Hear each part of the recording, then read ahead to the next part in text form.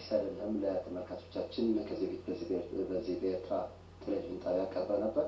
ግን ለማስታወስ ያህል ራስን እንድታስተዋውቅልን አጠር አድርገን። ስሜ መሐመድ ሐሰን ይባላል። ቤልጅየም ነው የምኖረው። የአራት ልጆች አባት ነኝ። የቤልጅየም ሌበር ፓርቲ አባል ነኝ። የአመራሩ ክፍል አባል ነኝ።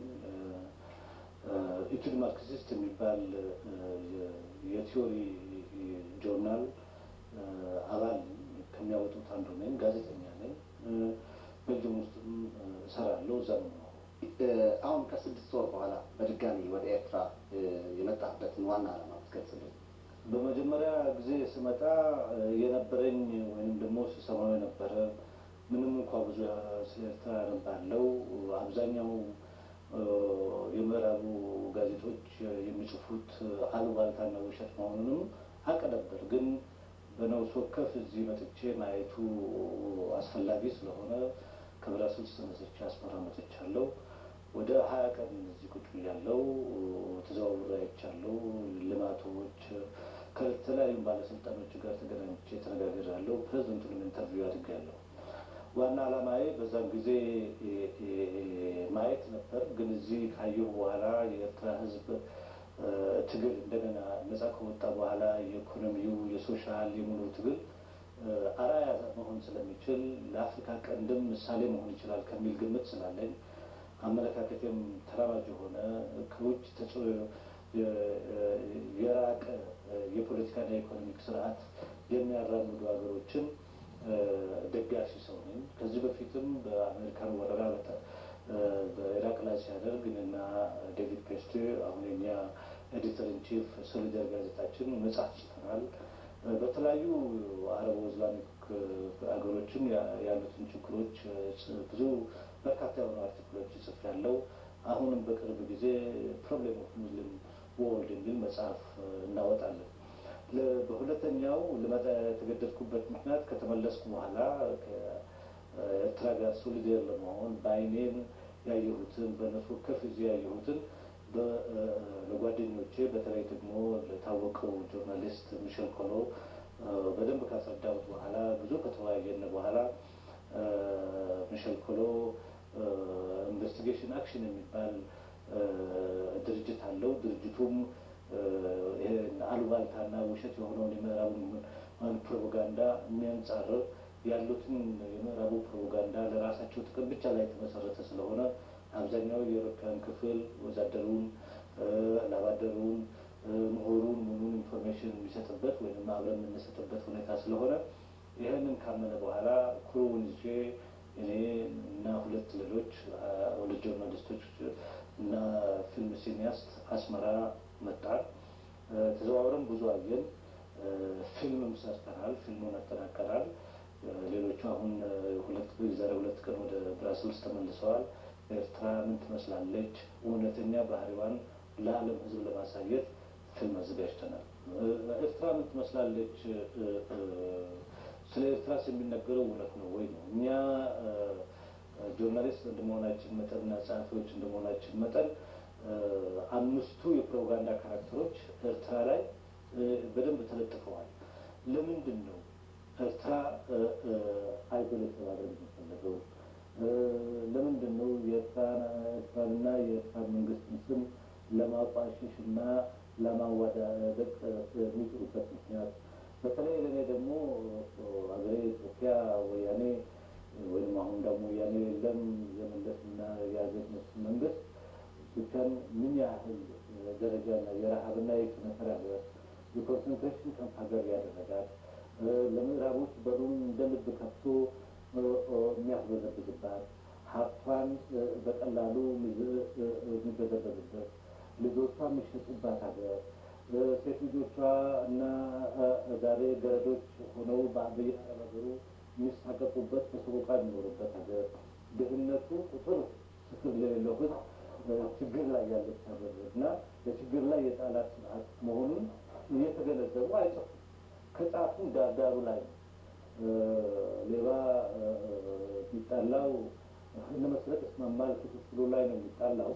ግን ኢምፔሪያሊስቶቹ ኢትዮጵያን ኢፌክቲቭሊ እጃቸው ውስጥ ስላስገቡና ኢትዮጵያ የነሱ ኮሎኒ መሆኗ በእጅ አዙር ባስቀመጡት ስርዓት ውስጥ ብዝበዛ የሚያካሄዱባት ሀገር ነው። በዛም ጉዳይ ላይ በርከት ባለመልኩ ጽፌያለሁ።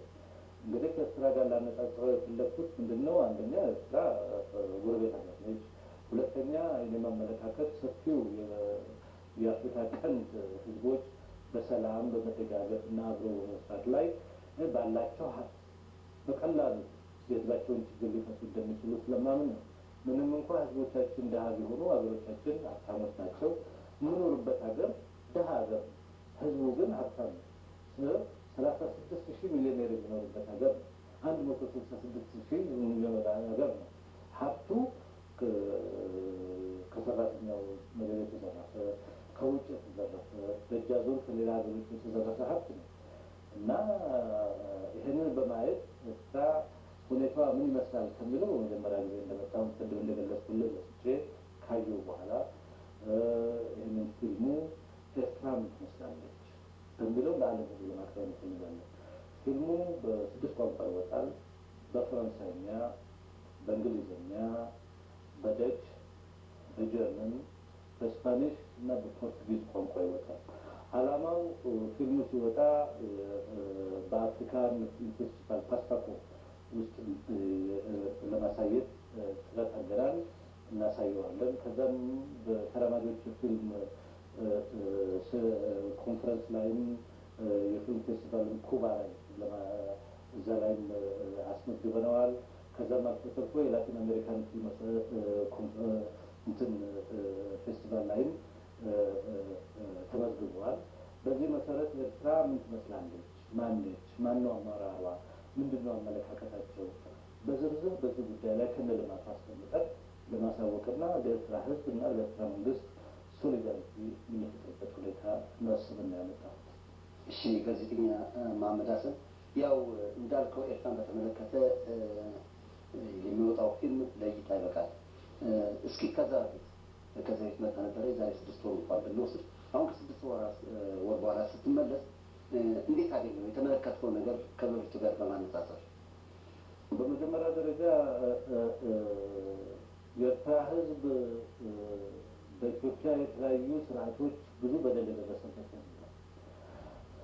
በመጀመሪያ ጊዜ ስመጣ እኔ አብዛኛው የኤርትራ ቋንቋዎች ባልናገርም አንዱ አረብኛ ቋንቋ እናገራለሁ። ግን በጣም አሁን ደግሞ እንደገና የተገነዘብኩት ከህፃኑም ከባልቴቤቱም ከሽማግሌውም ከወጣቱ የተገነዘብኩት በሁሉ አካባቢ ጸዋ፣ አስመራ፣ ከረም በየቦታው ቋንቋ ለአማርኛ ቋንቋ ምንም አይነት ጥላቻ አለመኖሩ፣ ሞደርን የሆነ ሶሳይቲ ለኢትዮጵያም ጥላቻና ለኢትዮጵያ ህዝቦችን ምንም አይነት ጥላቻ የሌለው አብሮ ለመስራት የተዘጋጀ ሰፋ ያለ አእምሮ ያለው ህብረተሰብ ነው። የትምህርቱን ይዘታውን እና ካሪክለሙን ቀረፍ አድርጌ ሳየው ህብረ ብሔራዊ የሆነ በአንድነት ላይ የተመሰረተ እኩልነት ላይ የተመሰረተ ልዩነቶችን እንደ ሀብት ወሰደ። ልዩነቶችና የባህል ልዩነቶችና የሃይማኖት ልዩነቶች ለማጥፋት ሳይሆን እንደ ሀብት ወስዶ አብሮ በአንድ መንገድ ላይ እንዲራመድ ያደረገ የፖለቲካ ስርዓት ነው። ከዛ አልፎ ተርፎ ፕሬዚደንቱ ኢንተርቪው ስናደርጋቸው ቤታቸው ውስጥ ነው ያደረግናቸው። ተራ ቤት ነው፣ ቦዲጋርድ የላቸው፣ አብረን ነው መንገድ ላይ የምንዞረው። ህዝቡ ጥያቄ አንድ ጥያቄ ጠይቄያቸው በአረብኛ ነበር እና በሚያስቅ መልኩ ነው የመለሱልኝ። ከህዝቡ የሚደበቅ መሪ አለ፣ የጎዳ ብቻ መደበቅ የሚችለው እና መሪዎችና የመሪዎችን ስርዓት ለመለካት የሚቻለው ባንክ አካውንታቸውን ቼክ አድርጉ ነው። እሳቸው ደሞዛቸውን ሁሉ ነው የነገሩት እና እሳቸውን ብቻ ሳይሆን ከፍተኛ ባለስልጣኖችን ድክመት የለም ማለት አይደለም። 20 ዓመት አልደረሰም፣ ወጣት ሀገር ነው። ብዙ ድካም እና ብዙ ትግል በኋላ ነው የመጣው። በአገሩ ፈርስ ብሎ ነበር። ምጽዋ ሲሄድ እንዴት መልስ እንደገነቡት በጣም ያደነኩት፣ መንገዶች እንዴት